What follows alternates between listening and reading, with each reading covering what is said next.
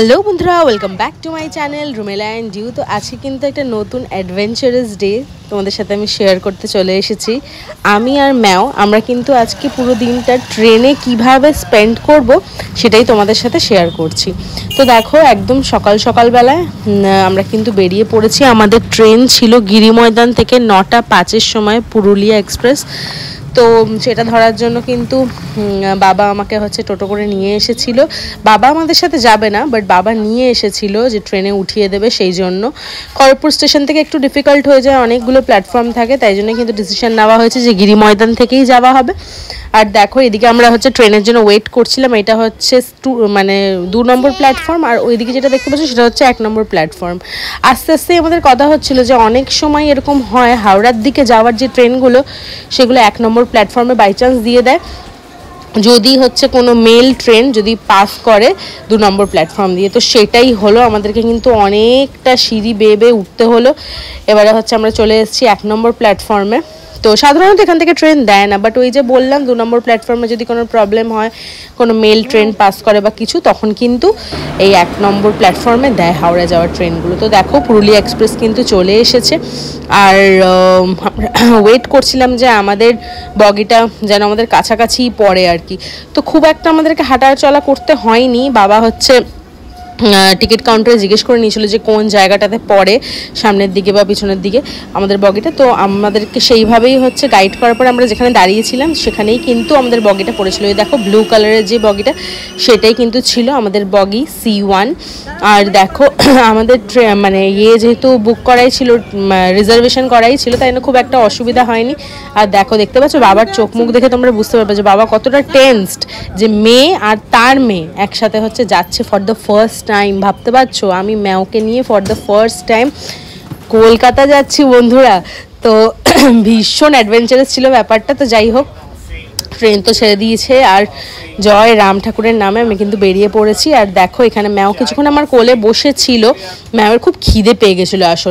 আমি জলের বোতল সবসময় ক্যারি করি বাইরে যখন বেরোই, বাট আনফর্চুনেটলি ম্যাও যখন জলটা আজকে খাচ্ছিল স্টেশনে, তখন কিন্তু ওর হাত থেকে ঢাকনাটা পড়ে যায়।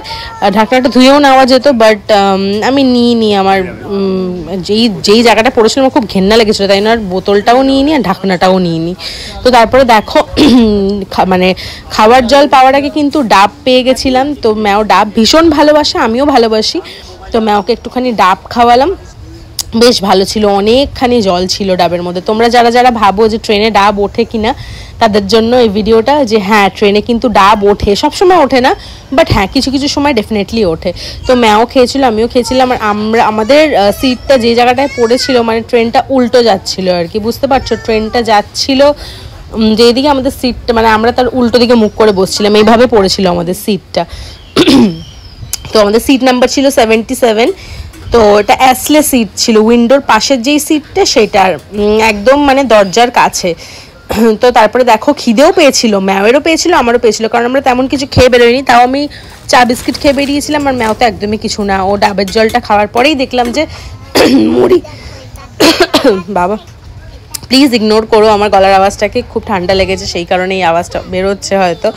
তো তারপরে দেখো, মুড়ি নিয়ে নিয়েছিলাম, ম্যাওয়ার জন্য ঝাল ছাড়া মুড়ি, লঙ্কা ছাড়া মুড়ি, আর আমার জন্য এমনি লঙ্কা ঠঙ্কা দেওয়া মুড়ি। আমি সবসময় ঝালমুড়িতে সর্ষের তেল যেটা ওরা দেয়, বা আম তেল, আর একটা আলাদা মশলা থাকে দেখবে যে মুড়িতে দেয়, ওটা আমি সবসময় অ্যাভয়েড করি। বাকি সব কিছু নিই, শুধু ওই একটা গুঁড়ো মশলা আর তেল আর আম তেল, এগুলোই আমি একটু অ্যাভয়েড করি। আমার ভালো লাগে না ওই স্মেলটা, বারবার একটা ঢেকুর আসে, অ্যাসিডিটি টাইপের আমার হয়ে যায়। তো তারপরে দেখো, সামনে যেই একটা ছোট্ট টেবিল মতন রাখা থাকে না সিটের সাথে অ্যাটাচড, ওইটাতে ম্যাওকে বাকি রাস্তাটা পুরোটা বসিয়ে নিয়েছিলাম। ও বসে হয়েছিল সুন্দর। তখন এখানে ঘড়িতে 11:25 বাজছে, আর আমরা কিন্তু এখন সাঁতরাগাছি পেরোচ্ছিলাম। তো সাঁতরাগাছি পেরোতে খুব মনে পড়ছিল যখন আমি আর শুরুই যেতাম না কলকাতায় কোনো কারণে, তখন আমরা হাওড়ার ওয়েট না করে সাঁতরাগাছিতেই নেমে যেতাম। টিকিটটা হাওড়া পর্যন্ত কাটা থাকতো, বাট নেমে যেতাম আমরা সাঁতরাগাছিতে, কারণ সাঁতরাগাছিতে খুব ইজি হতো। আর সাঁতরাগাছিতে নেমে, এখন সাঁতরাগাছি স্টেশনটা আরও অনেক বড় করে দিয়েছে, ম্যাওকে নিয়ে যেতেও আমার একটু প্রবলেম হবে, অনেকটা হাঁটা পথ, সেই জন্যই কিন্তু হাওড়ার জন্যই ওয়েট করলাম। আর আমরা যেই জায়গাটায় যাবো সেটা হাওড়ার কাছাকাছি, সাঁতরাগাছির থেকে অনেকটা দূরে পড়ে যাবে সেই জায়গাটা। তো দেখো, এখানে ম্যাও ভীষণ এনজয় করছিল, আর এখানে তার মধ্যেই কিন্তু ম্যাজিক শো হচ্ছে দেখাতে, একটা লোক এসেছিল ম্যাজিক দেখাচ্ছিল। তো শোনো তোমরা লোকটার কথাগুলো, ঠিক আছে?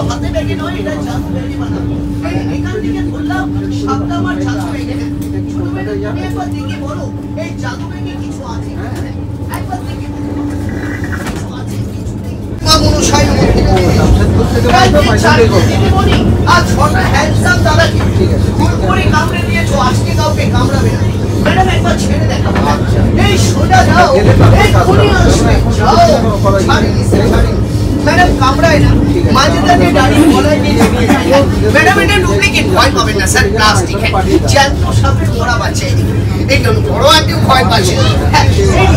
দেখো দেখতে দেখতেই কিন্তু আমরা এখানে হাওড়ায় পৌঁছে গেলাম, মানে ঢুকবো করছি, আর তার মধ্যে আমি কিন্তু ব্যাগটা নামিয়ে নিলাম।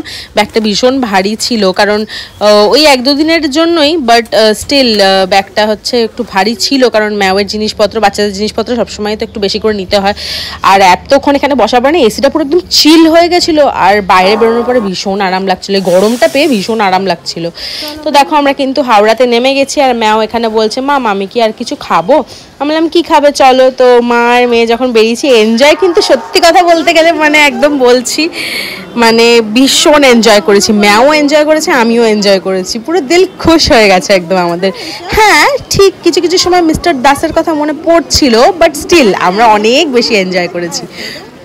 তো এখানে যেই মানে হাওড়ার নিউ প্ল্যাটফর্মের ওদিকে যে মিওমরের যে ইয়েটা থাকে, শপটা থাকে, ওখান থেকে কিন্তু স্টলটা থেকে কিন্তু আমরা মিওমরের কটা কেক নিয়েছিলাম, আর একটা জিরা কোল্ড ড্রিঙ্ক টাইপের নিয়েছিলাম। আর দেখো এদিকে বেরিয়ে গেছিলাম, আর এইদিকে সামনে যেই ট্যাক্সি স্ট্যান্ডটা দেখতে পাচ্ছ, এটা কিন্তু যাত্রী সাথীর লাইন। এই দেখো দেখতে পাচ্ছ কত লম্বা, মানে তোমাকে কি করতে হবে, ফোনে আগে বুক করে নিতে হবে, ঠিক আছে? ট্যাক্সিটাকে বুক করে নিতে হবে, ক্যাবটাকে, যাত্রী সাথীর। তারপরে যে ওটিপিটা আসে, ওটিপি নিয়ে যে দেখো এখানে পুলিশ দেখতে পাচ্ছ, ওদের কাছে কিন্তু যেতে হবে এটা নিয়ে, ওরা তারপরে দেখে গাড়ি সেইভাবেই ইয়ে করে দেবে। তো আমরা তেমনই করেছিলাম। আর ওই যে দেখতে পাচ্ছ এই পুলিশ আঙ্কেল, উনি কিন্তু আমাদেরকে ভীষণ হেল্প করেছিল, সত্যি খুব হেল্প করেছিল।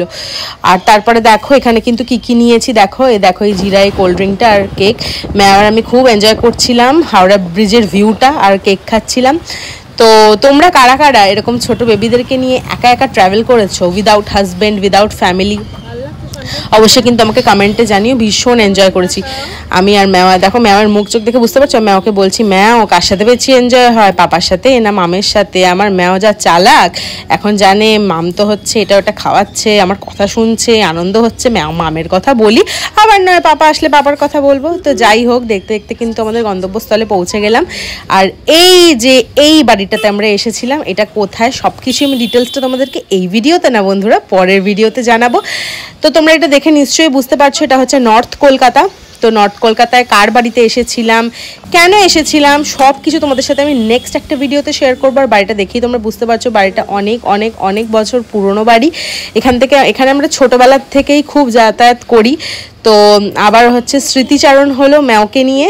মা যেমন আমাদেরকে নিয়ে আগে একা একা আসতো, কোনো সময় বাবা না সময় পেলে, তেমন আমি ম্যাওকে নিয়ে আসলাম। তো যাই হোক, আমার এই ভিডিওটা তোমাদের কেমন লাগলো সেটা অবশ্যই কিন্তু আমাকে কমেন্টে জানিও। আর ভালো লাগলে প্লিজ একটু চ্যানেলটাকে সাবস্ক্রাইব করে দিও। দেখা হবে নেক্সট ভিডিওতে। চলো টাটা।